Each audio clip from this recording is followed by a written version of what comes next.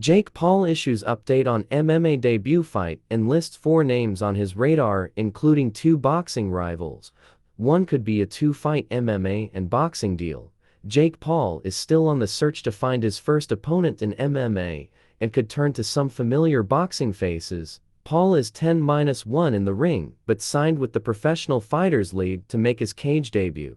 The YouTuber turned prize fighter and PFL are still combing through their options, having been ready to offer £10 million to Nate Diaz. Paul said, "Just about finding the name. We have the money.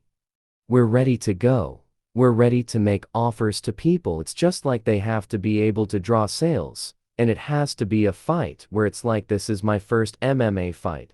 So I think I could beat Nate Diaz in my first MMA fight. It would be tough, of course. 50-50, let's fight. But I don't want to go into something where I'm gonna be outclassed, like fighting Khabib in my first MMA fight.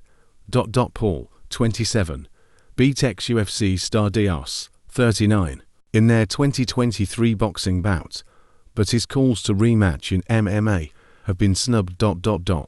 So he could instead turn to Jorge Masvidal, 39, or even former UFC champion Tyron Woodley, 42, who he twice beat in boxing. Paul said, "Nate Diaz, Masvidal, I would face in MMA. And then I don't even know like who else is out there that would make sense really." Tyron would be interesting for sure. I think that could be like a good plan. That would go crazy.